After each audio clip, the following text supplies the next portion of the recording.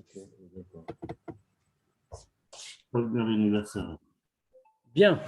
Donc, nous avons terminé la semaine dernière le chapitre 9 et nous allons donc commencer le chapitre 10, comme vous le comprenez bien, page 173. On va très brièvement dire où on en est, puisque ici, on arrive à une nouvelle étape en réalité. Depuis le chapitre 8, le Admour Hazaken, toujours nous expliquant l'idée d'Artout, de Yichud, l'idée d'unité de Dieu, nous a montré, avant le chapitre 7, dans un premier temps, comment le monde ne rajoutait rien à Dieu, comment Dieu était totalement uni avec son monde. Et puis ensuite, le Admour Hazaken a continué en nous disant en soulevant la question, mais en dehors de l'unité de Dieu avec la création. Donc, je ne reprends pas tout ce qui a été dit, bien sûr, mais qu'on était resté sur l'idée évidente, une fois qu'on a dit tout ça, que Dieu est un avec sa création. La création n'est pas différente de lui, elle n'est pas distincte de lui. Donc, ça voudrait dire qu'il y a une deuxième chose, il n'y a pas d'unité réelle et absolue.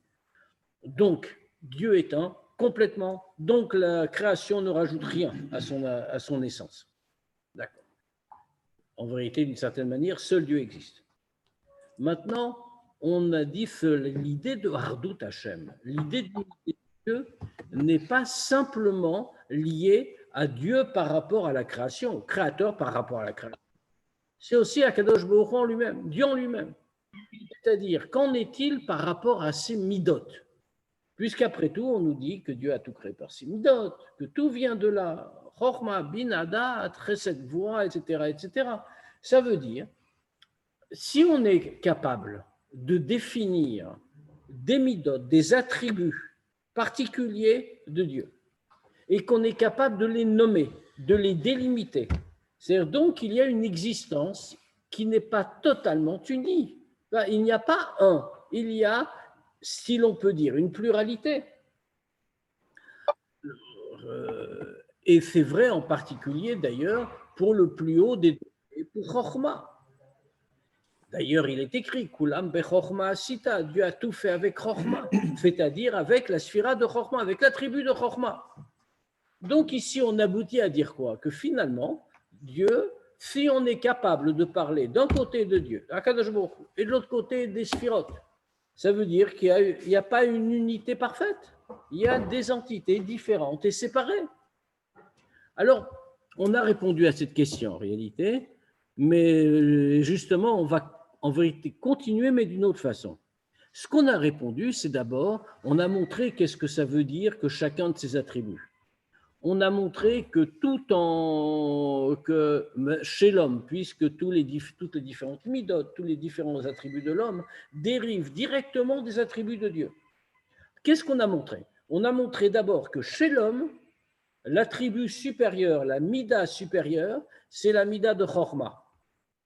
On l'a longuement développé. Une fois qu'on est arrivé à ça, alors on a dit on va voir chez Dieu lui-même. Et on a vu aussi que chez Dieu, on aboutit à la même conclusion, ce qui est logique. On a commencé par l'homme, parce qu'en réalité, quand on regarde dans l'homme, on voit simplement la réplique du modèle, puisque Dieu nous a fait sur son modèle, si l'on peut dire. Donc chez l'homme aussi, chez Dieu aussi, il y a cet attribut de Chorma qui est plus haut que tous les autres, etc., etc., comme on a là aussi abondamment montré.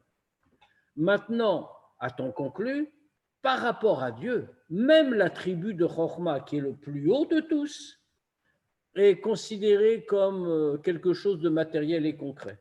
Parce qu'en vérité, Dieu est beaucoup plus haut. Il échappe tout à fait à ces catégories. Alors pourquoi est-ce qu'on a fait ce long développement, qui a duré très longtemps? On a fait ce long développement pour arriver à ce résultat.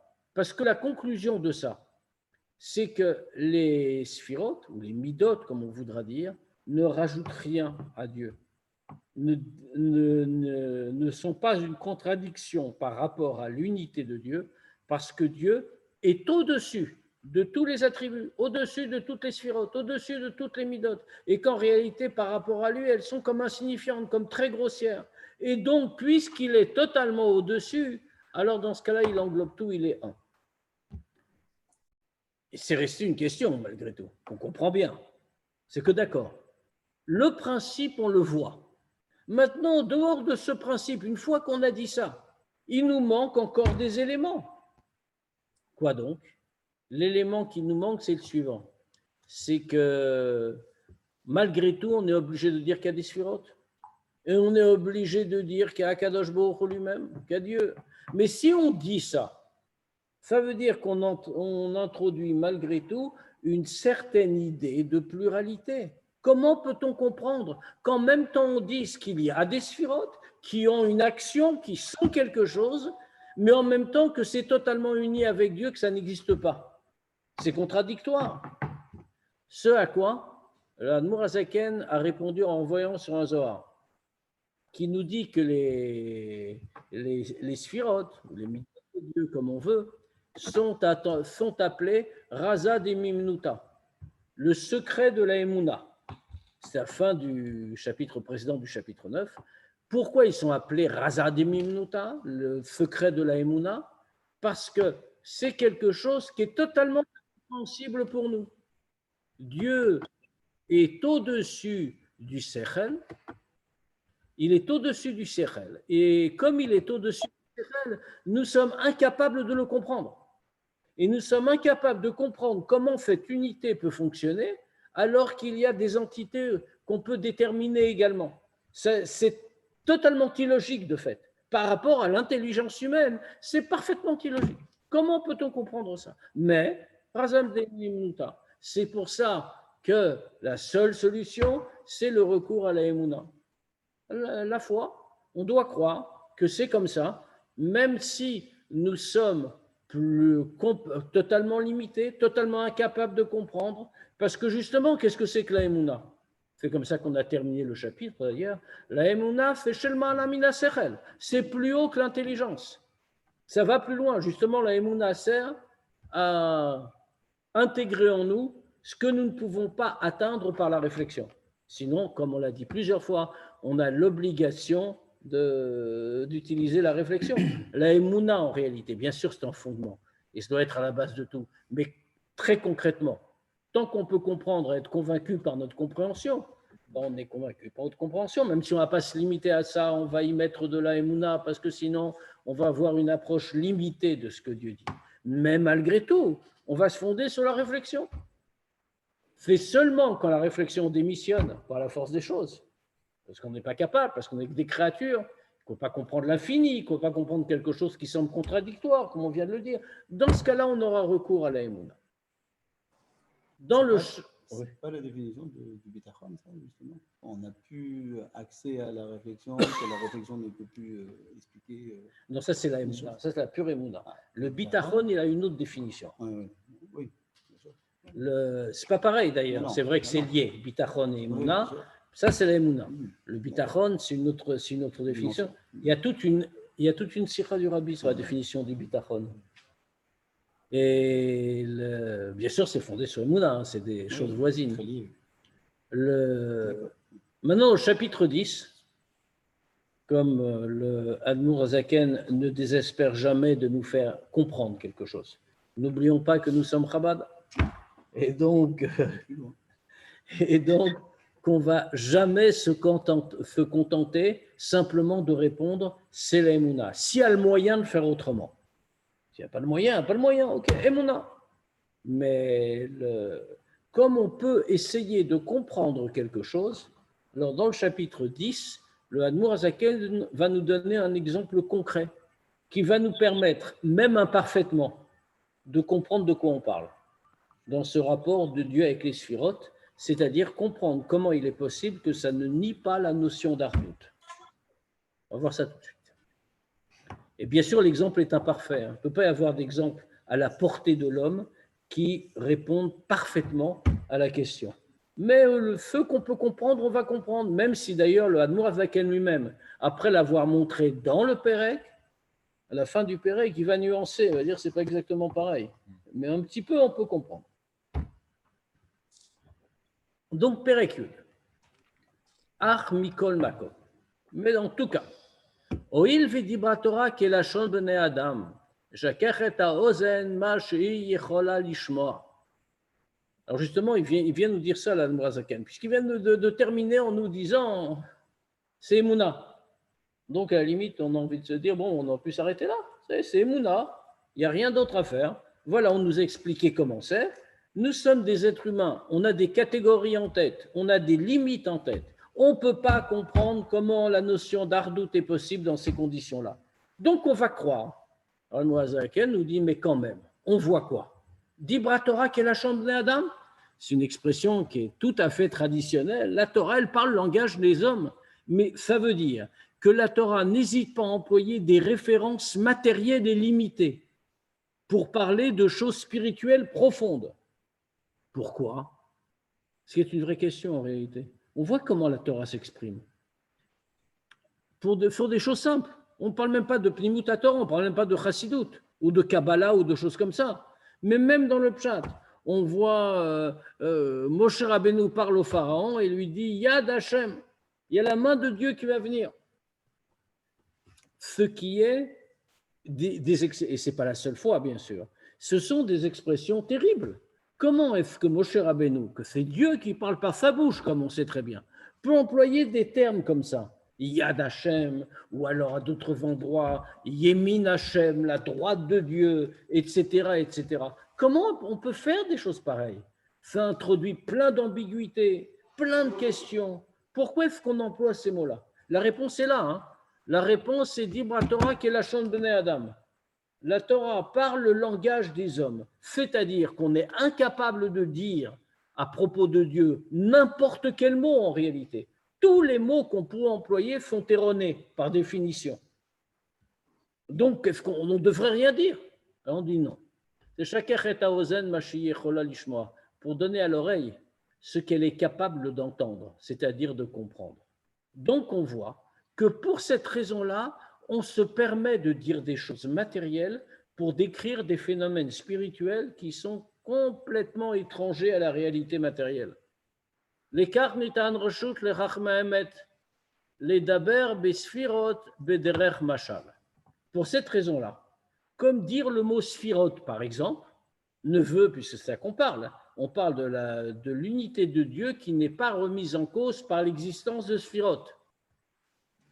Eh bien, on voit. Donc, quand on parle de sphira, ben, si on regarde les choses simplement, ça ne veut rien dire.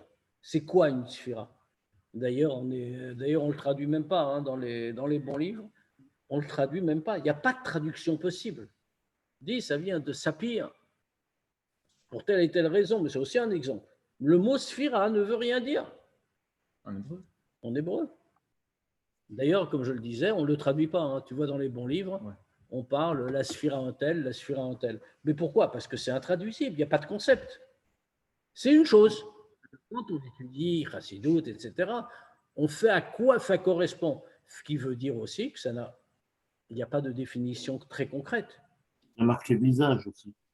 Pardon? C'est des visages aussi. Partsoufim. Je n'ai pas dit partsouf. J'ai dit sphira. Oui, non, mais pour les sphiras, c'est aussi appelé partsouf. Oui, mais ce n'est pas une traduction. Non, ce n'est pas la traduction de sphira. Alors pourquoi est-ce que donc, pour nous faire comprendre ce que c'est, en vérité, partout, quand on emploie le mot partsouf, c'est qu'on n'est pas en train de dire sphira. On est en train de dire une des qualités de la sphira. On dit ce degré-là est en partsouf shalem. Mais ça ne correspond pas au concept de sphira. Ça correspond à un attribut du concept, ce qui n'est pas pareil. Et donc pour ça, Nitan Reshut, le Chachma Emet, il a été donné la permission au Chachmé à Emet, aux sages de la vérité, à ceux qui connaissent la vérité, c'est-à-dire à ceux qui étudient la Kabbalah.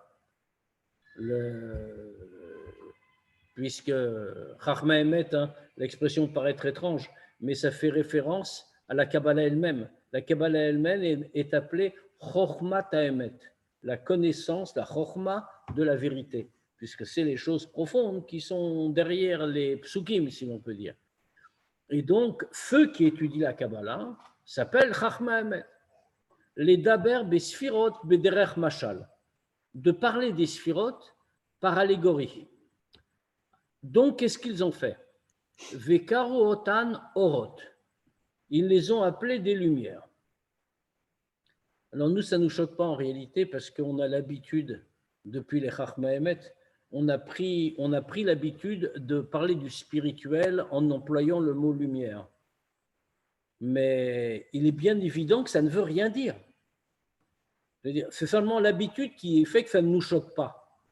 Mais une sphira, ce n'est pas une lumière. Une lumière, c'est une chose matérielle. Certes, ce n'est pas du matériel très concret, mais c'est du matériel. C'est un phénomène parfaitement identifié. Ça nécessite pour exister un certain nombre de choses. Ça n'a rien à voir avec une sphira. Or, donc, c'est vraiment une image.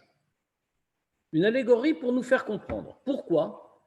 Parce que, et c'est ce qu'on va expliquer, et c'est ce qui va nous permettre de comprendre l'idée d'union chez Akadosh Baruch Hu, avec les sphirotes, et comment ça ne remet pas en cause son unité. Pourquoi? Kdesh al-yedeh ha-mashal hazeh, yuvan lanu ktsat inyan ha-yichud shel Akadosh Baruch Hu midotav. Parce que grâce à cette allégorie-là, alors on va comprendre un petit peu. On est modeste, hein? On ne va pas comprendre profondément, on ne va pas comprendre directement. Et ne croyons pas qu'on aura fait le tour et qu'on aura tout compris dans l'absolu. Le Admour Hazaken nous dit Yuvananu Ktsat, on va comprendre un petit peu.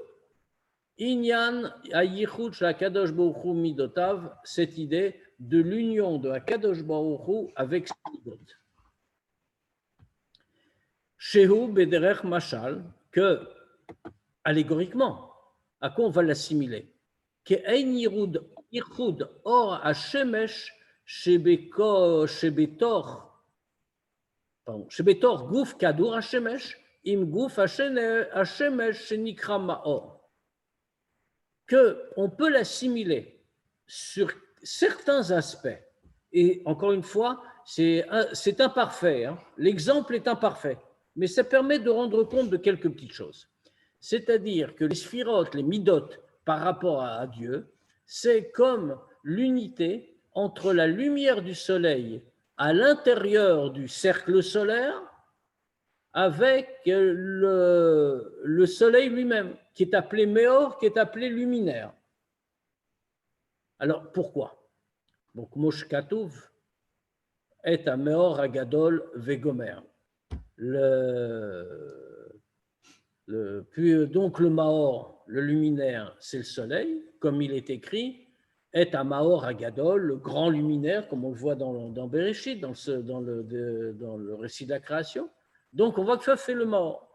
Ve'aziv, on va aller jusqu'en bas et on va y revenir, on va s'arrêter un instant. Ve'aziv anitzutz, amitpachet ou meir mimenu nikra or. Et le rayon, l'étincelle, qui s'étend et éclaire à partir du soleil est appelé or, c'est appelé lumière. On le voit aussi, on a une référence, comme Moshe Katouf, comme il est écrit, Vayikra Elohim la or yom, et Dieu a appelé la lumière jour. Alors, qu'est-ce qu'on voit? On voit ici plusieurs choses. D'abord, l'idée de or n'existe que quand la lumière sort du luminaire. Tant qu'elle est dans le luminaire, on est obligé de dire qu'elle existe déjà, puisqu'elle n'est pas créée à l'extérieur du luminaire. Elle ne fait que s'étendre à partir du luminaire. Ce qui veut dire qu'elle existe dans le luminaire, mais qu'elle n'est pas visible. Donc, ici, on a un rapport particulier. On dit l'unité des midot avec Dieu, des sphirotes si l'on veut avec Dieu, c'est comme l'unité du or quand il est à l'intérieur du maor, comme l'unité de la lumière quand elle est à l'intérieur du luminaire. Donc l'unité de la lumière dans ces conditions avec le luminaire, ça évoque l'unité des sphirotes avec Dieu. Qu'est-ce qu'on voit? La lumière existe, mais elle n'apparaît pas, elle n'est pas distincte du luminaire. Quand est-ce qu'elle apparaît? Uniquement, et c'est pour ça d'ailleurs que l'Admour Azaken a choisi ce passouk pour illustrer l'idée de lumière. Il dit Vayikra Elokim la Or Yom.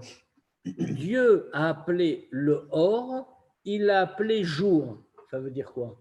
Quand elle apparaît au jour, quand elle apparaît la lumière, quand elle est lumière, alors c'est quand il y a un guilouille, c'est le jour, comme le jour qui apparaît et qui éclaire.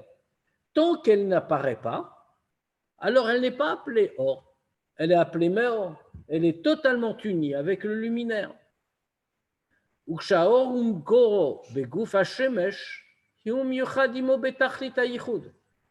veut dire que quand la lumière est dans sa source, dans le corps du soleil, dans le cercle solaire, comme on a dit, dans ce cas-là, elle est totalement unie dans une unité absolue avec le luminaire. Il n'y a aucune différence. Elle ne porte même pas le nom de Or, puisque, comme on l'a dit, Dieu l'a appelée Or, Yom. Elle n'a été lumière que quand elle s'est révélée. Auparavant, elle n'est pas lumière. Alors, qu'est-ce qu'elle est? Elle est luminaire.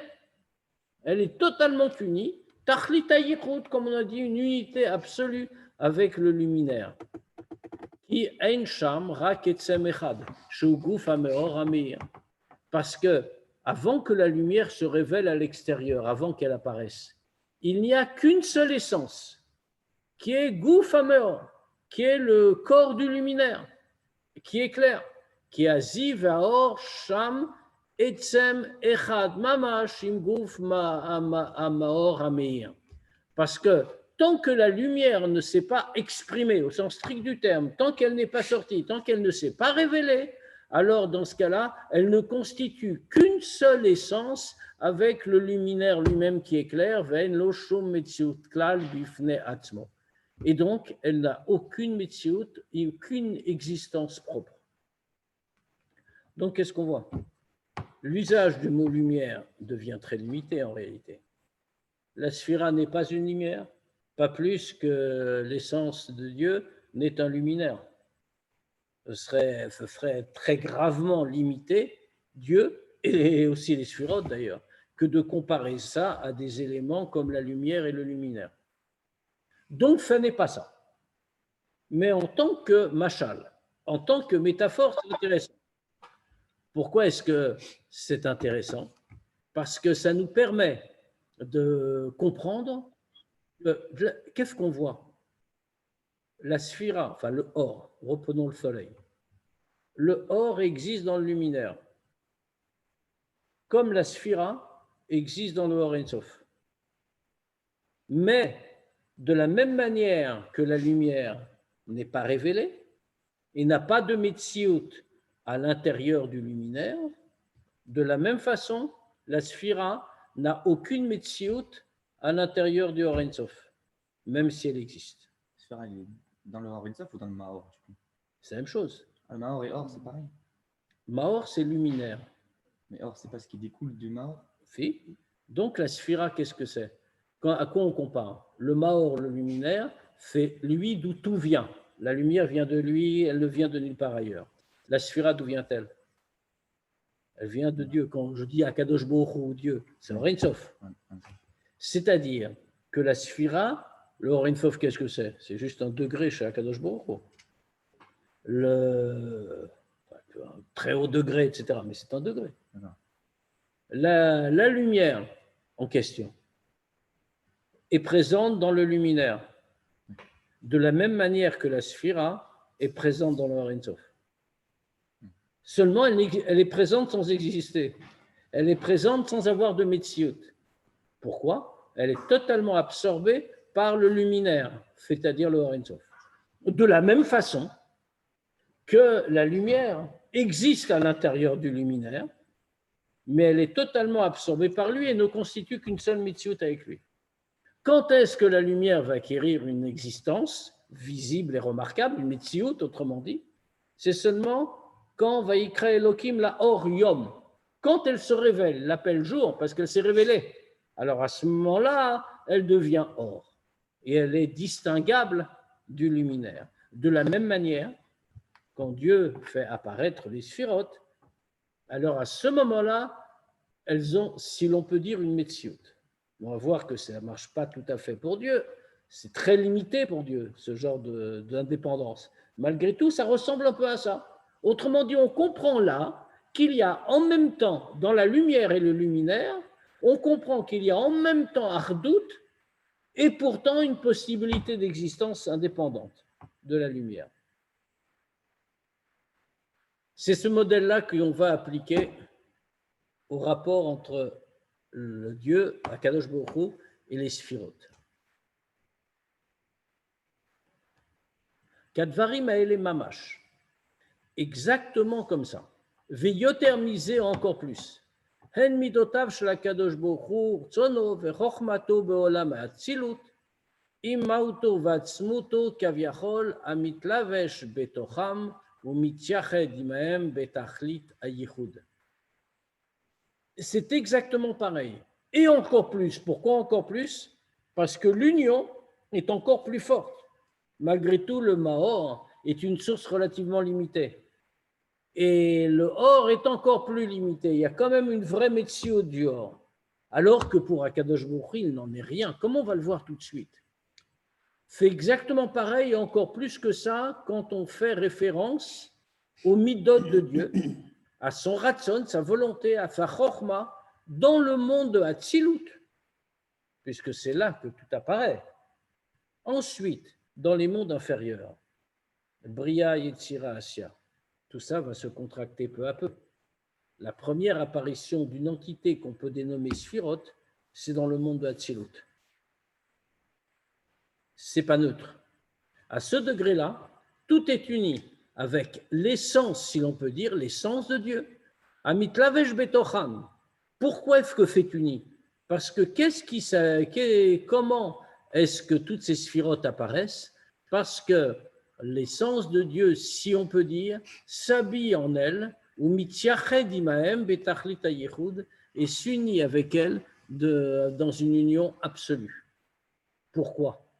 Parce qu'elles ont émané. Vous voyez que dans le mot neetzlo, on n'a pas employé ici, la Noazaken, n'a pas employé ici le mot venivraou. Elles ont été créées. On peut dire comme ça, c'est plus simple. Pourquoi ce mot bizarre, neetzlo? Vous remarquez que le mot neetzlo, c'est le même mot que le mot atzilut. Pourquoi? Il y a une grande différence. On distingue toujours comme ça entre les Nivraïm et les Neetzalim. Bon, en français, ça revient à peu près au même. C'est des créatures, dans tous les cas. Nivraïm, c'est l'idée de Bria, de création. L'idée de Bria, ça signifie qu'il y a une séparation nette entre le créateur et la créature. S'il n'y a pas de séparation, il n'y a pas de création. Si le créateur est le même que la créature, ben c'est la même chose. Netzalu, ça ne veut pas dire une création, parce qu'il n'y a pas de vraie séparation. C'est pour ça, comme on l'a remarqué plusieurs fois pour le monde de Hatzilut, le monde de Hatzilut, ce n'est pas le monde de Bria. Bria, c'est le degré d'en dessous. Bria qui veut dire création. Hatzilut, on le traduit habituellement, et ce n'est pas une mauvaise traduction, par l'émanation. Ça ne veut pas dire grand-chose, mais c'est juste pour dire qu'il n'y a pas cette séparation totale entre la source et ce qui en découle. Ici, tous ces degrés-là sont venus, ont été attirés, nimshachu, venetzalu, et ils ont émané, si l'on peut dire, mito yidbarer. C'est-à-dire que le lien n'est jamais rompu. Et c'est pour ça qu'il y a constamment, on va le voir tout de suite, al derer mashal, ki derer itpashtu taor ma'ashemesh. C'est, pour reprendre l'allégorie qu'on a prise, c'est comme la lumière qui s'étend à partir du soleil. Autrement dit, la lumière a toujours un lien avec le soleil. Alors maintenant, ce n'est pas tout à fait pareil, on le sent bien. Parce que qu'est-ce qu'on a dit avant? Quand la lumière sort du luminaire, ben elle existe à ce moment-là. Auparavant, elle n'existait pas, elle était absorbée par le soleil. Mais quand elle sort, là, elle existe. Elle commence à avoir elle a une métioute vraiment. Et c'est pour ça qu'on peut parler de or. Maintenant, il y a quand même un lien, parce que si jamais il n'y avait pas de soleil, la lumière n'existerait pas non plus. Mais ce qu'on est en train de nous dire pour les sphirotes, pour les midot de Dieu, ça ne peut pas être comme ça. Autrement dit, on est en train de dire que les midot qui apparaissent dans la Tzilut ont une forme d'union avec le luminaire, c'est-à-dire avec Akadosh Baruch Hu, avec le Or Ein Sof, beaucoup plus forte que la lumière avec le luminaire. Pourquoi? Parce qu'il s'habille en elle. Il s'unit avec elle dans une union absolue. Elle procède uniquement d'elle. Uniquement d'elle. La lumière du soleil aussi. Mais la lumière apparaît. La lumière apparaît, c'est-à-dire si elle était dans le soleil, elle perdrait toute existence. Et les sphiras. Et la sphira, en réalité, n'a pas totalement, c'est pour ça qu'il dit que ce n'est pas exactement pareil. Parce que la sphira est totalement reliée à Dieu. C'est Dieu qui est habillé à l'intérieur. Donc, Il y a plein de tzimtzumim, d'accord. C'est ça qui fait la différence. Il y a plein de tzimtzumim qui permettent à la sphira d'exister. Mais, au moment même où elle existe, elle est malgré tout uniquement animée, habitée par le Or Ein Sof qui s'est habillé à l'intérieur. Donc, peut-on encore dire qu'elle a une metsiout? Oui et non. Faire fait comme la lumière par rapport au soleil, mais pas totalement. Parce que la lumière par rapport au soleil a une vraie existence.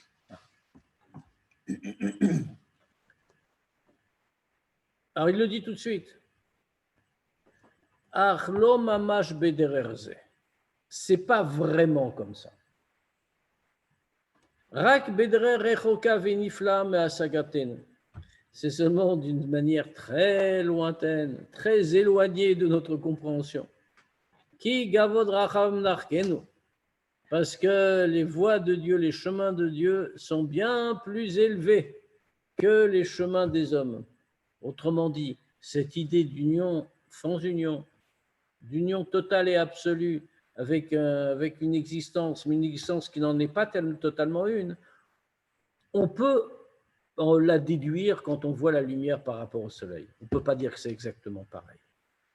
Mikol makom, les shakecha ozen, nishma venitbonen mimashal or hashemesh, amiuchad ou batel bimkoro, ve'eino be'ole beshem klal bifnei atzmo. Mais malgré tout, bien que ce soit des idées extrêmement éloignées de notre compréhension, malgré tout, pour faire entendre à l'oreille ce qu'elle est capable d'entendre, comme on a dit, alors on va réfléchir et on va méditer à partir de l'allégorie qu'on a donnée de la lumière du soleil, qui est unie et totalement annulée dans sa source.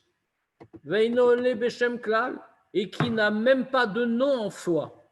Rak Shem Makor, Amakor, Levado.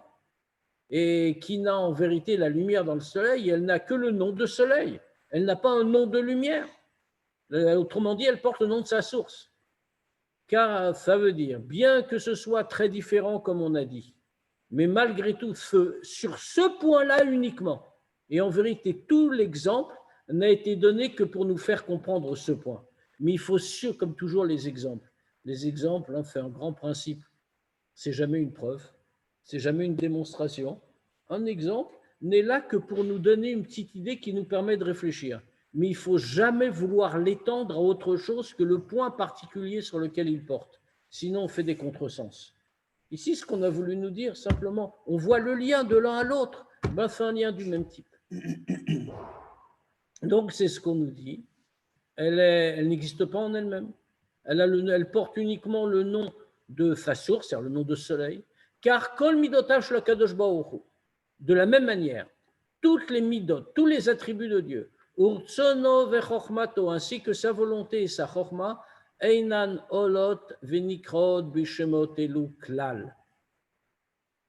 Alors, on va dire, elles existent. La preuve qu'elles existent, on les désigne. Si on leur donne un nom et des noms indépendants, on parle de Chochma, on parle de Ratson, on va parler de Chesed, de Gvura. À partir du moment où on donne un nom, c'est bien qu'il y a une Metsiout. On ne désigne pas quelque chose qui n'existe pas. Donc on a quand même une petite contradiction avec tout ce qu'on a démontré, bien sûr, puisqu'on s'est évertué à dire que rien n'existe. En réalité, tout ça, pas de Metsiout, il n'y a que Dieu. Et maintenant, on est en train de... Sinon, attention, le débat est très important. Parce que si on dit qu'il y a une Metsiout, Chav Shalom, ça signifie qu'on est en train de remettre en cause l'idée de l'unité de Dieu. Autrement dit, sans le dire, on est passé au polythéisme. Ce qui pose quand même un petit problème. Et donc, on est obligé d'arriver à la conclusion. La conclusion juste, c'est que la réalité, celle de Hardout, est une unité de Dieu absolue. Ah, maintenant, dans ce cas-là, comment se fait-il qu'ils ont des noms?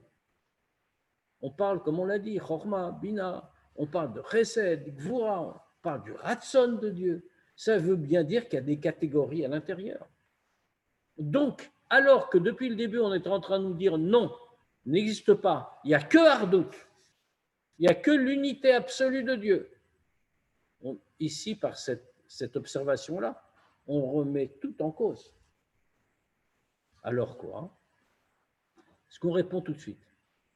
Tous ces attributs, avec le Ratson et la Chorma, Einan Olod Venikraot Beshemot Elu Klal, elles ne sont appelées par ces noms-là, et là les Gabé Anivraim, uniquement pour les créatures.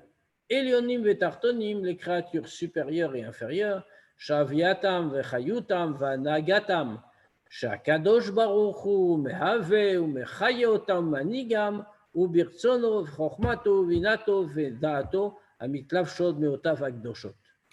Parce qu'en réalité, pourquoi est-ce qu'on leur donne des noms? Parce que c'est seulement par rapport aux créatures. Créatures de tous les degrés, hein, inférieures et supérieures, y compris la créature les plus élevées. C'est qui les supérieurs? Les anges. Les anges. Ils ont besoin de ça. Bien sûr. Ah bon. Mais les midotes, le monde tout entier a été créé par les midotes, au travers des midotes. Ça veut dire, or, ces midotes-là, c'est celle de Hatzilut. Les anges sont en dessous de Hatzilut. Oui.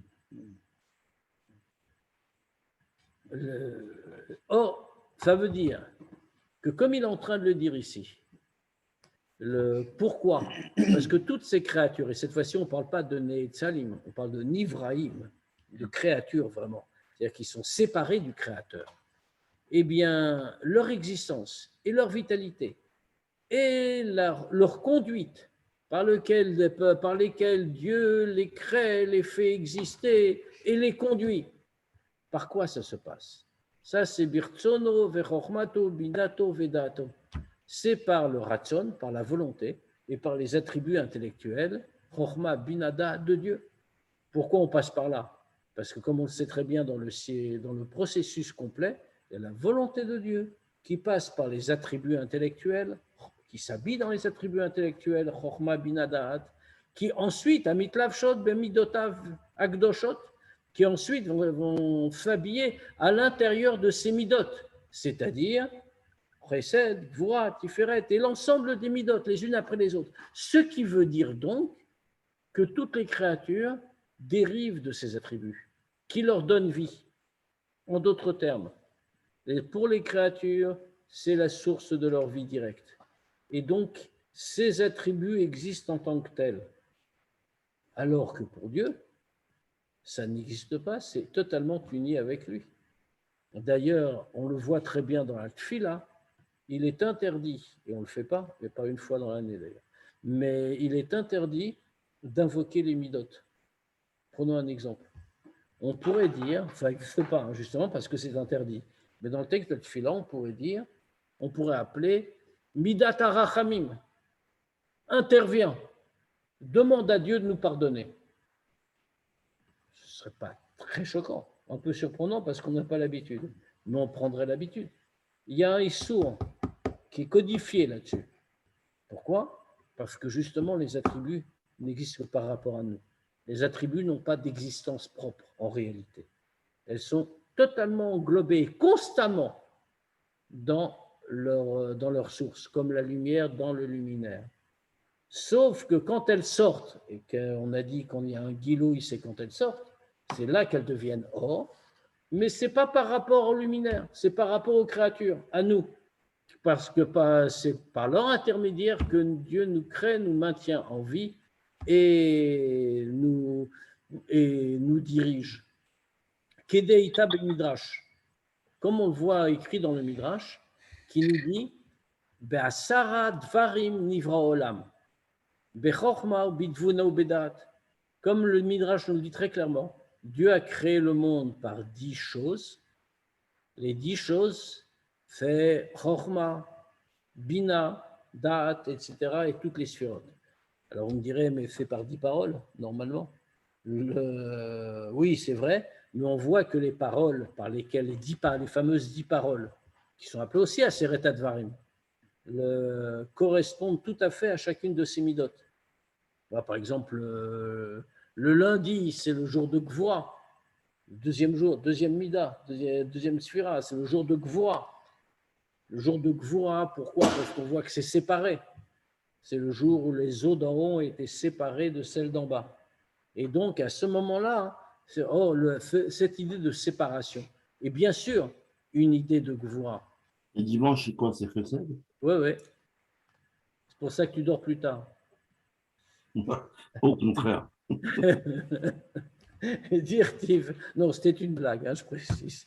Dirtiv, comme il est écrit, Hashem bechorma yisadaretz konen shamaim bidvuna bedato teomot nifkao. Comme on voit, alors le Moavaken apporte ici plusieurs psukim qui montrent que tout vient par les sphirotes en réalité. Alors ce que je vous propose, c'est de s'arrêter là parce que le reste va demander un petit peu de développement, pas de s'arrêter là, il nous reste 5 minutes. On va répondre à des questions s'il y en a. Et comme ça nous permettra de reprendre la semaine prochaine sans aller trop vite, puisque c'est un chapitre un petit peu délicat. Ça permettra de le revoir. Alors, si vous avez des questions, on a 5 à 10 minutes devant nous. Oui, Rav, vous disiez tout à l'heure que on n'a pas d'existence, d'accord? Mais d'un côté, vous dites aussi que, enfin, ou d'après ce que dit l'Admorazaken, que finalement les sphirotes donnent existence aux créatures. Donc, comment on articule les deux? C'est la question qu'on a en vérité depuis le début. Voilà, par rapport aux créatures, on a de l'existence. Comme les sphirotes ont de l'existence. Fondamentalement, on n'en a pas vraiment, puisqu'on est tous à l'intérieur du Créateur. Comment est-ce qu'on peut appeler notre existence? Qu'est-ce qu'une existence qui dépend d'une autre existence? Est-ce qu'elle existe quand même? C'est une vraie question. Dans Chassidut, de manière générale, on distingue 2 formes d'existence. On distingue le Yesh HaNivra et le Yesh HaEmiti. Le Yesh HaEmiti, l'existence véritable, c'est Dieu. Existence indéniable, absolue, où qu'on soit, où qu'on aille. Inversement, il y a le Yesh HaNivra, l'existence créée. Qu'est-ce que c'est que l'existence créée? C'est nous. Autrement dit, une existence qui dépend de l'intervention d'un créateur. Si jamais cette intervention cessait un seul instant, l'existence disparaîtrait. Autrement dit, est-ce une véritable existence? Oui et non. Oui et non. La conclusion n'est pas « nous n'existons pas ». Bien, c'est les deux à la fois en réalité. Nous existons parce que Dieu veut que nous existions, et on est obligé de dire que nous existons puisqu'il est écrit « Bereshit bara Elokim et hashamayim ve'et haaretz ». Dieu a créé le ciel et la terre. Donc, puisque la Torah, qui est la seule existence réelle à notre niveau, que nous puissions directement voir. Or, la Torah fait la parole de Dieu, donc elle est incontestable. C'est-à-dire que si on nous dit que Dieu a créé l'univers, on est obligé aussi de conclure que l'univers existe. Mais on n'est pas, l'illusion, c'est de croire qu'on est obligé de dire que l'univers existe parce que nous le voyons et que nous le touchons. Ça, ce n'est pas une preuve. Pourquoi? Parce qu'on pourrait très bien dire, c'est une illusion, c'est un rêve. Et comme on dit toujours, peut-être que là, en ce moment, en vous parlant, en fait, je suis en train de rêver. Et vous n'existez pas. Il n'y a que moi qui existe dans l'histoire. Et je rêve et vous faites partie de mon rêve. Je ne sais pas, c'est peut-être bien marqué. C'est bien marqué. Voilà. Ou alors on peut dire autrement, c'est peut-être un de nous qui est en train de rêver de tous les autres et que moi je fais partie du rêve. C'est vrai pour tout le monde ça. Mais c'est vrai pour un Dieu. Maintenant, Maintenant, alors, on ne dit pas ça, justement. Parce que Bereshit bara Elokim et Hashamim ve'et haaretz. Mais non pas parce qu'il y a une preuve, parce qu'on peut toucher le monde. Ça, ce n'est pas une preuve. Ça, c'est peut-être illusoire. Et comme on l'a dit, on peut parfaitement montrer que c'est faux. C'est un rêve. Donc, la seule preuve tangible, c'est le texte de la Torah. Donc, nous existons. C'est pour ça d'ailleurs que Oui. les rêves, on ne tient pas compte des rêves. On dit que les rêves, il ne faut pas tenir compte. On leur a dit des fois, oubliez vos rêves. Il dit. Oui, mais on ne le dit pas de la même façon. Oui, tout à fait, vous avez raison. Mais on ne le dit pas de la même manière. Il n'y a pas compte des rêves, mais on pourrait penser que le monde tout entier est une illusion. Autrement dit, nous savons que ça n'est pas un rêve. Je ne suis pas en train de dire que c'est un rêve. Nous savons que ça n'est pas un rêve uniquement parce que la Torah nous dit que ça n'en est pas un. Sinon, on n'aurait rien de sûr. Maintenant, là, on en est sûr. On sait que nous ne rêvons pas, nous existons. Mais cette existence est très relative, puisque complètement et constamment dépendante de Dieu, qui, au travers de ces midotes, comme on vient de le dire, nous conduit et nous guide, et nous donne les attributs qui nous sont nécessaires pour vivre. Certaines créatures, il va créer par Gvura, d'autres par Chesed, d'autres avec un mélange des deux, on va le dire plus loin. Et chacun à son niveau. Mais nous ne sommes que le résultat de cette création. Ce qui fait que de la même manière que les midotes sont totalement unis à Dieu, nous aussi nous sommes totalement unis à Dieu. Et nous ne constituons pas une séparation d'avec Dieu comme les midotes ne constituent pas une séparation d'avec Dieu. Sauf qu'à nos yeux de créature, les midotes existent, comme nous existons. Mais ce n'est qu'à nos yeux de créature. Si j'ose dire, vu d'en haut, c'est-à-dire vu du point de vue du Or Sof, lui seul existe. Et donc, en réalité, tous ces éléments-là ne sont pas une contradiction avec son unité fondamentale. Voilà. Vous pensez un peu, Oui, vous pensez un peu à Abraham. Il a je dit n'entends pas. que... Je vous entends très mal. Ah, vous n'entendez pas? Voilà, là, c'est mieux. Ah, c'est qu'on dit qu'Abraham, il a remplacé la tribu de Chesed Oui, mais exactement. En tant que créature, il pouvait effectivement remplacer une autre créature. Et comme Abraham, c'était Abraham, on dit que ce n'était pas n'importe qui, ce n'était pas nous. Autrement dit, il pouvait incarner une créature, un des Netzalim, une Sphira. Mais bien sûr, parce qu'en vérité, c'est du même degré, c'est la même chose.